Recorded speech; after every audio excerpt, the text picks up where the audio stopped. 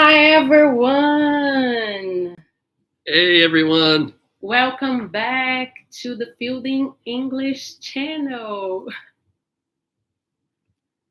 All right, so I think we can start it, right? Yes, we're so glad you're with us today. We have a fascinating topic, and Maria is going to kick it off and introduce our topic. Yeah, so hi everyone, welcome to today's live stream and podcast episode. We are going to talk about a subject that is really important. Whether you are joining us for the first time or you are on the one of our amazing subscribers, amazing followers, we are so glad you are here. Absolutely. So what we're going to do today? So what we're going to do is, again, let me extend my welcome to the Fielding Learning Podcast. And I'm Eric Fielding, co-host and native English speaker from Massachusetts, and Maria's husband. And I am Maria. I was born in Brazil, but now I have dual citizenship. I'm a Brazilian and I am an American. So today we are going to be talking about a topic that's really close to our hearts, the naturalization process of becoming an American citizen. And we're also going to use some flashcards with questions and answers from the 100 Civics Questions and Answers Study Guide for the Naturalization Test. Plus, we'll introduce some useful vocabulary words related to the process and how to use them in sentences. Yes, I used these flashcards during my naturalization process. You can find those on Amazon. We are gonna leave the link below for you guys to, if you are also going through this process, the naturalization process, it's gonna help you to be successful during this important event. Mm-hmm. All right, so we are going to, what I want you guys to do, grab a pen and paper, okay, and relax, okay, because listen to us, listen to our podcast. We are on Podbean, Apple Podcasts, and also Spotify. on Spotify, yeah, because we are going to be talking about this important part. You know, it was really important for me. It was important for my family. So let's dive in. What is naturalization? All right, so naturalization, that is a good word. Naturalization is the process by which a foreigner like me, I was Brazilian, I am still a Brazilian, so a foreigner citizen or national becomes a U.S. citizen. So can you explain a little bit more about that, Eric? Sure. To become naturalized, you must meet certain requirements, such as living in the United States for a specific period of time, demonstrating good moral character, and passing tests on English and U.S. civics. Yeah, so let's talk about the first word, which is citizen. Citizen. We write with Z, but it looks like the sound is C, right? Citizen. Yes, citizen. So do we have the Z sound or not? Citizen. It looks like citizen. Actually, that's a good thing to think about. So I think some people would say citizen with this S sound, and probably a lot of people would not say citizen, but of course it's spelled with a Z, citizen. So that's our first vocabulary word. So what is a citizen? A citizen is someone who belongs to a country and has the rights and responsibilities of that country. Yeah, so for example, I am also a citizen of Brazil. I am a Brazilian, and now I became a American citizen. That's right. So citizen. I say citizen. Yes. Citizen. It's not Zen, definitely. I think it's citizen. Yes, I citizen. think it's like an S sound. Yeah. All right. Okay, so now it's flashcard time. So the first one, after completed the naturalization process, um, what we're gonna let me just get here because I think I dropped one. Sorry about that, guys. So here's the question: what is the supreme law of the land? Good question. The supreme law. Anyone have an answer in the chats before we tell you the answer? What is the supreme law of the land in the United States? So one thing that I need to point out is that I didn't know a lot about the history of the United States before, because I knew the history of Brazil, not everything, because I'm not even much into history. But what I did through these 100 cards over here, I was able actually to understand a lot about the history of the United States. So if you know the answer for this question, let us know in the comments below. So looks like we don't have an answer, so that's a tough question. So are we ready to give them this answer? Yeah, we can give the answer. So the supreme law is the Constitution. You see, this is also a good word. Constitution. Yes, the Constitution was passed in 1789, and then it was ratified by states to become the supreme law of the land in the United States. And another thing for this is a good trick for Brazilians is that everything that all the words that end in TION, or like the shon, in Portuguese would be são. So, for example, constitution in Portuguese is constituição. Constituição. Mm-hmm. So, constitution is constituição in Portuguese. Yes, and interestingly, Brazil formulated and designed their constitution back in the mid 80s with the US Constitution as a model. And that's how Brazil adopted a new constitution in the mid 1980s. All right, so now let's do another for our viewers, another flashcards for our viewers and listeners. Here's a question: what do we call the first 10 amendments to the Constitution? Oh, I know. No, you cannot. You don't count. You're born here. So all right, we'll let someone else. This is for foreigners. Yes. For us foreigners. But it's a good word to know. Let's see if folks are making some comments. What do we call the first 10 amendments to the Constitution? YouTubers, feel free to comment as well. We see the chat there. And we see the Instagram chat. It's a tough one, but see if you know the answer. And this is actually, once we tell them the answer, I want to also point out one little thing about the word. So you can tell them. Okay, so it is called the Bill of Rights. The Bill of Rights. It's the first 10 amendments to the Constitution. Yeah, so the S needs to be pronounced, so rights. Yes. Bill of Rights. Yes, and now we have a lot more. We're up to 26 amendments now. 26. All yes. Right.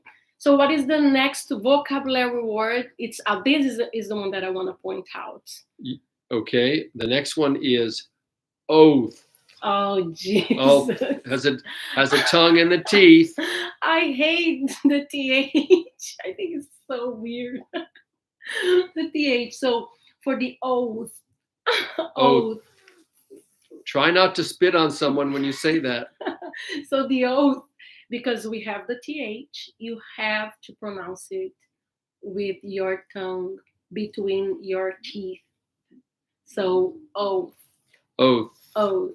So what is a oath? Did you define oath for our viewers and listeners? So an oath is I would say is a promise that you tell the truth that you are going to tell the truth about something. So, for example, take the oath. Yes, you raise your right hand. Yeah, you take the oath because it's you are telling that you are gonna you are showing that you're gonna tell only the truth. Yes, it's an allegiance to the Constitution. and it's an important thing to take the oath. So I have here a phrase which is like new citizens take an oath of allegiance during the naturalization ceremony. Yes, you're definitely going to hear that term a lot during the process. All right, so what is the next one? And then I'm going to go through some of these later, okay? Soon, really soon. Well, now let's talk about some tips for studying these flashcards. Okay, so we went through the naturalization process, and so what we did.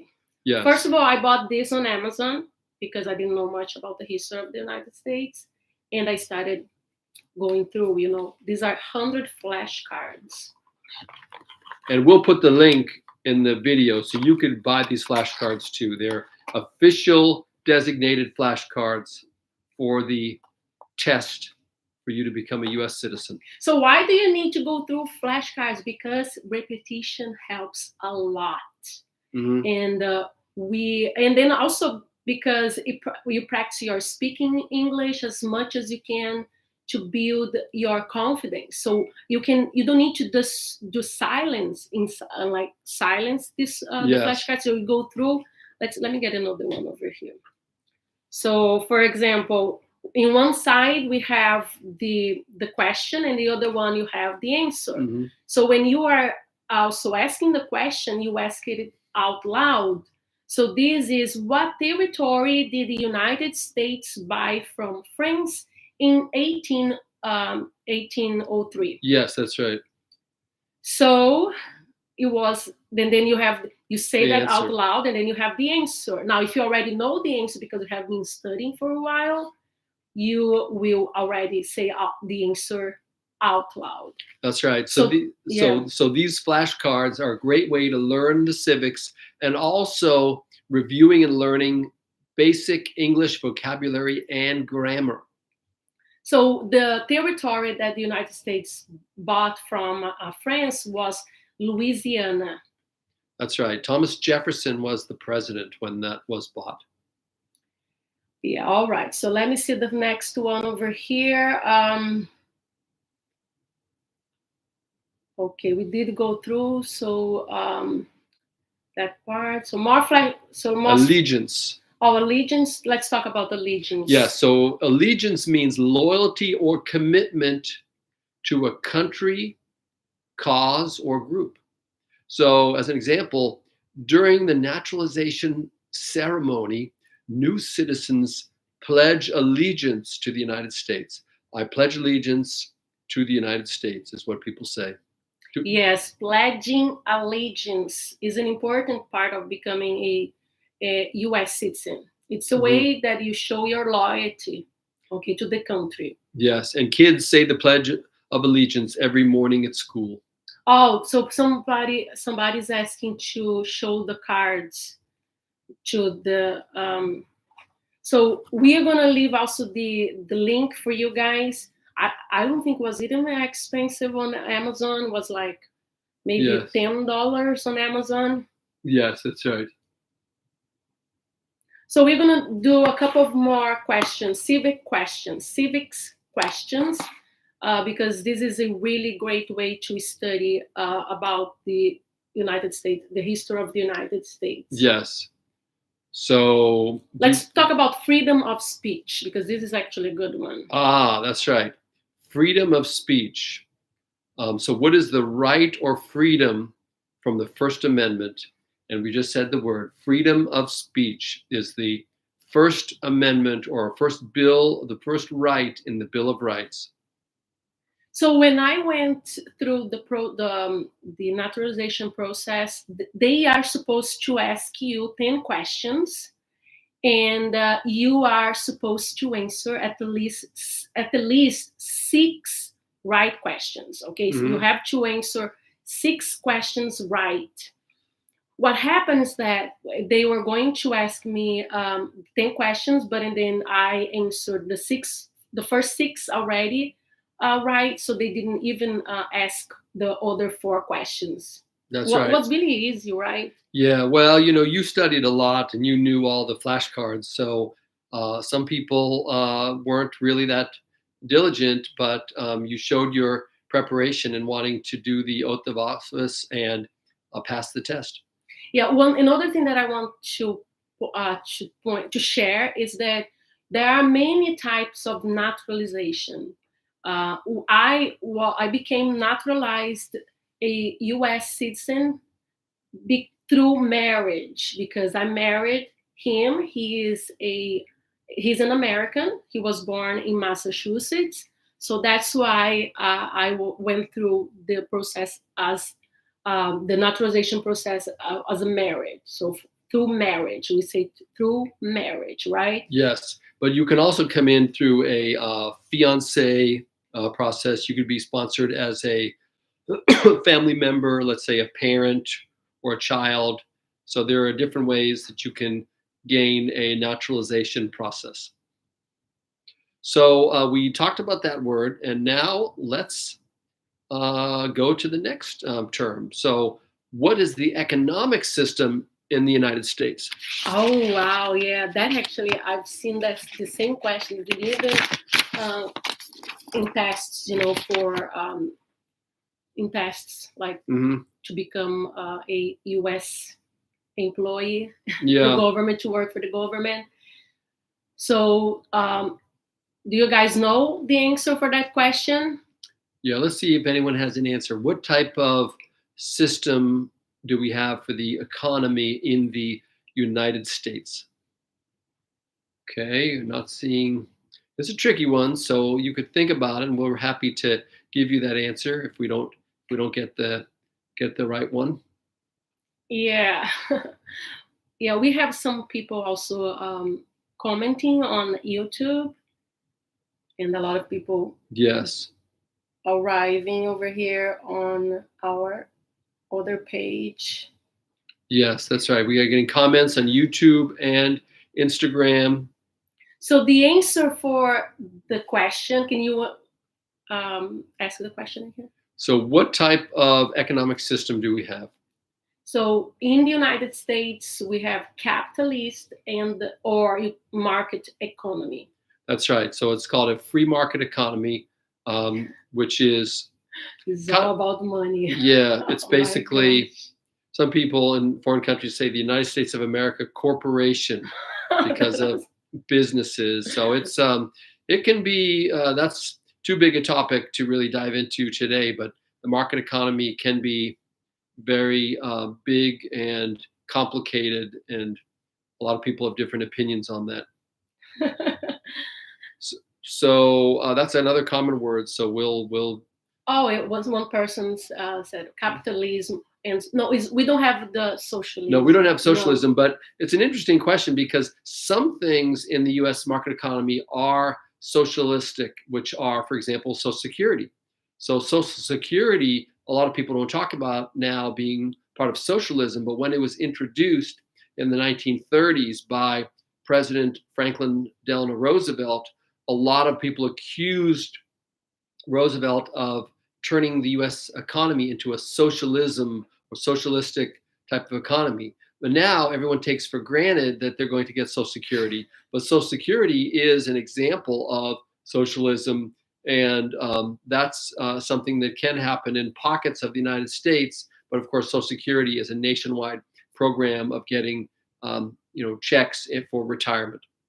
Did you guys understand about Social Security? Because I don't think they actually understood much about Social Security. Well, in Social Security, what you do is you pay a percentage of your income over a number of years, and the minimum is 10 years. And after 10 years of paying a percentage, then you qualify for Social Security. So it's 10 years, or also known as 40 quarters, to get the minimum. And the minimum now is around $1,500 per month in the United States. So if you work 10 years, then you can get Social Security, which you can start collecting at age 62, and you can collect it anytime between age 62 and age 70. All right. I think now they understood. Okay, so now let's go to the next area. that we have here.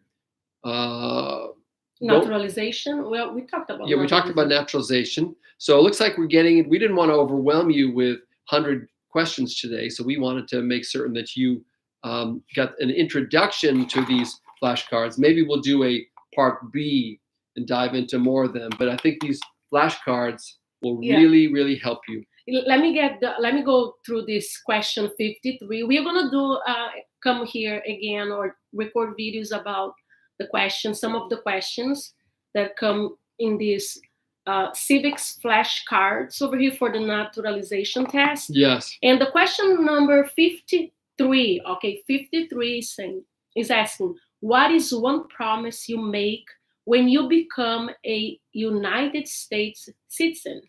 So this is the question. I don't know if you guys will see because probably it's in the opposite. Yeah, it'll be fine here. Here's fine. Yeah. What is one promise you make when you become a U.S. citizen? I think if I showed in the other platform, it's going to be in reverse. Yeah, it seems to be reversed in Instagram. We'll work on that for next time. We need to have the words because we're going to start using flip charts with our program here soon. So, and then the answer, actually, there are many answers for this question over here. And you is asking just what is one promise. Okay, so it's going to give a lot of the answers over here in the back. Mm-hmm. Oops, over here. Yes. So defend the Constitution and laws of the United States, obey the laws of the United States, serve in the U.S. military if needed, serve the nation if needed, be loyal to the United States. Mm-hmm. So these are promises we make when we become a United States citizen. Yes, that's right. Okay, so we've done some sample flashcards. Do we want to take some questions? Oh, we should mention before we do that it takes a while. So it can take years to become a U.S. citizen. It's a slow process, and so don't think that it can happen overnight. You have to pay fees. There are complicated forms. But when you finally achieve naturalization, you will be proud of that accomplishment. And then, of course, you don't give up the citizenship of your home country. You become a dual citizen of both countries at the same time.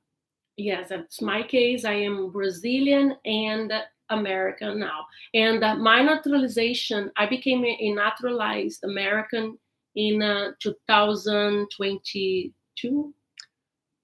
Well, yes, it was. It was 2020. Yeah. It was January or early February of 2022. So you're almost 3 years.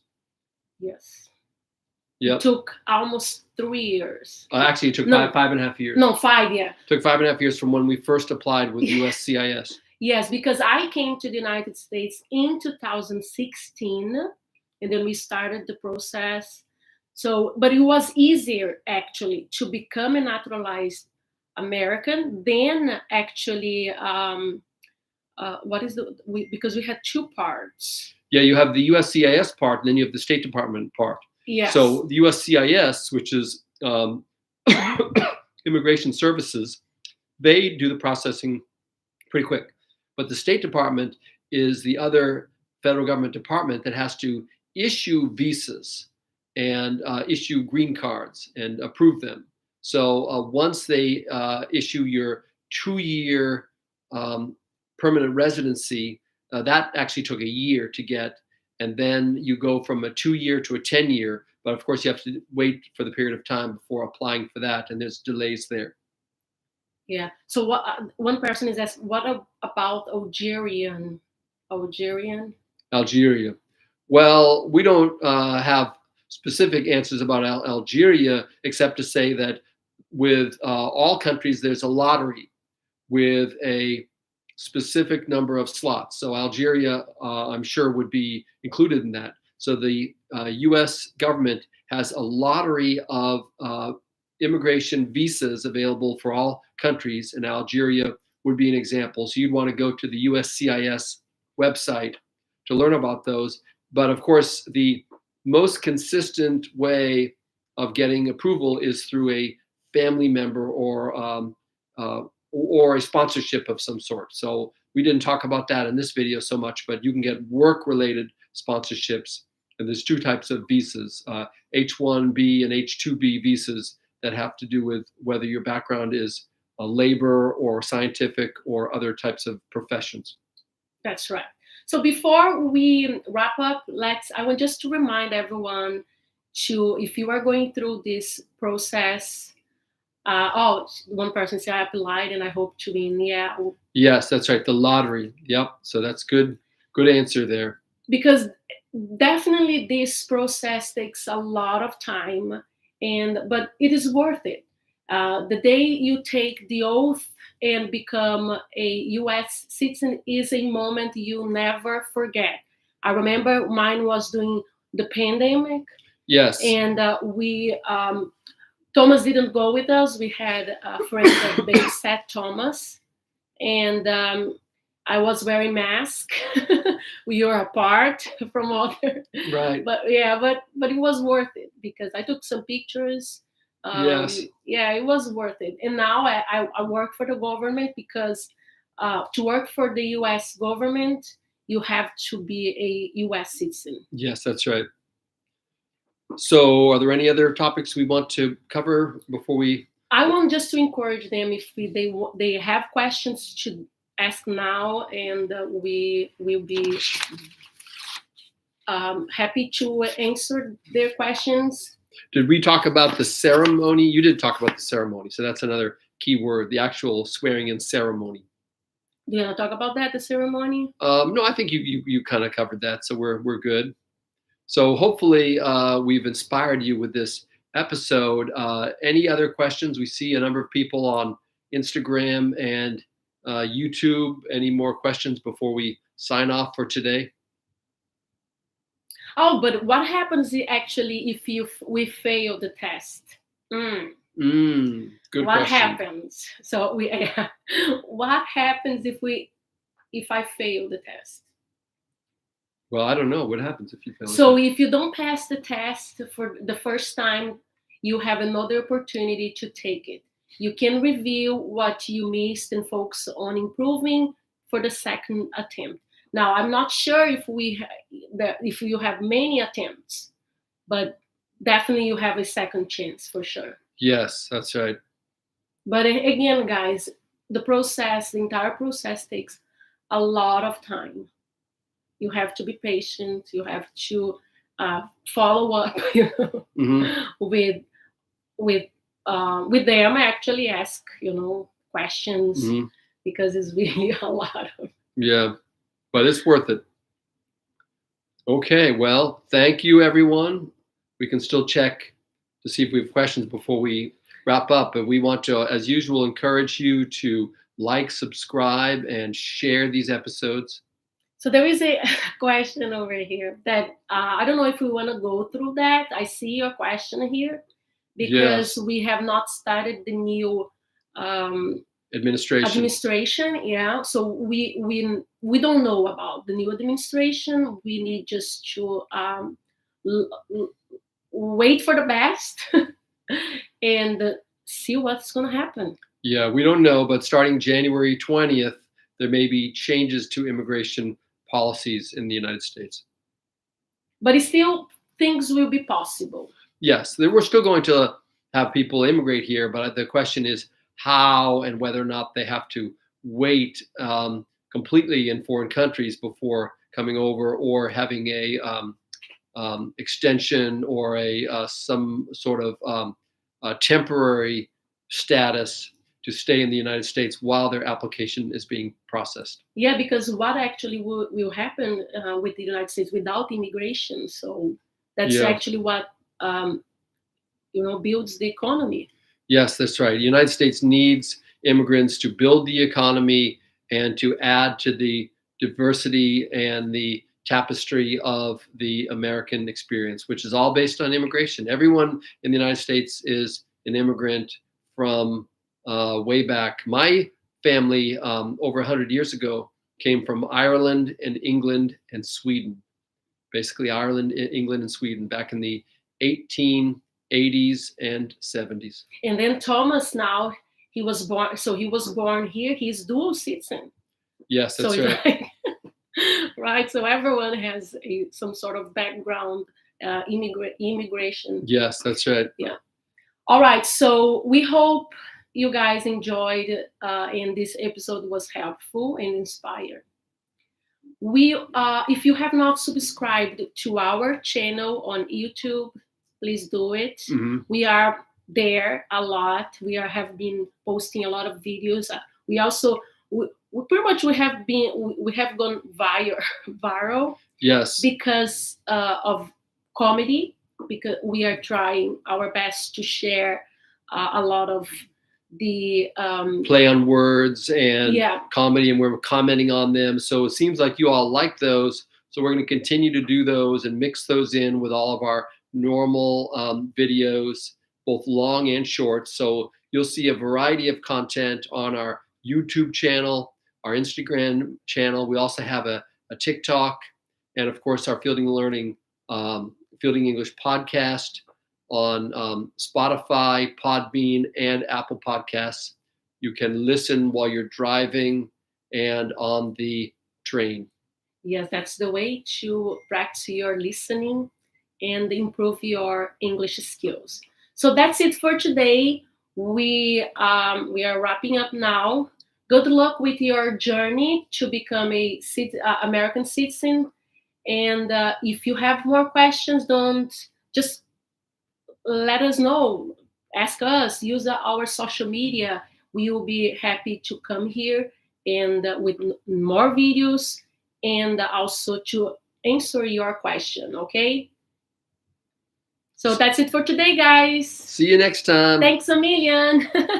And remember, it's about immersion, not perfection. Okay. I'm sure I made a lot of mistakes here, but who cares? What's important is to communicate in English. That's right.